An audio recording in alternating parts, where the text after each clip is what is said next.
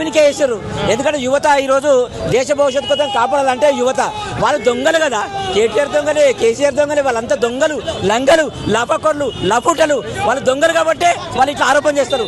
Congress party great అయిన party. Congress party ఒక నవీన్ యాదవ్ ఉంటే దేశ భవిష్యత్తు కానీ, రాష్ట్ర భవిష్యత్తు కానీ, జిల్లా భవిష్యత్తు కానీ, అసెంబ్లీలో అక్కడ ఏదైనా కానీ మాట్లాడే శక్తి సామర్థ్యం ఉందండి. ఓటింగ్ జరిగింది, దాని మీద పోరాటం చేస్తామని బీఆర్ఎస్ వాళ్ళు అంటారు.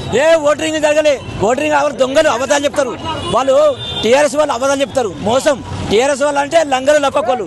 అందుకే కాంగ్రెస్ పార్టీ ఖచ్చితంగా వెళ్తుంది. నవీన్ కుమార్ దొంగోట్లో ఎంచుకోలే, మంచోడు, నిజాధిపతుడు, నీతిమంతుడు, దమ్మున నవీన్ యాదవ్ గెలిచిండు. ఏం చెప్పాల్సుకున్నారు నవీన్ యాదవ్? మరి నవీన్ యాదవ్ జూబ్లీస్ ప్రజలను గుండంలో పెట్టుకోవాలి.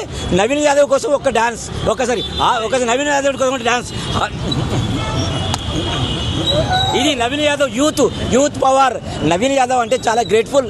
అలాగనే ఉండాలి, ప్రజాసేవ చేయాలి, ప్రజలకు అంకితమై ఉండాలి, ప్రజలను గుండెలో పెట్టుకోవాలి, మీడియా సోదరులను కూడా గుండెలో పెట్టుకోవాలి. ఇది నవీన్ యాదవ్కు ఇది ఒక మా సూచన కాంగ్రెస్ పార్టీ తరఫున. ఓకేనా? Thank you. ఓకే.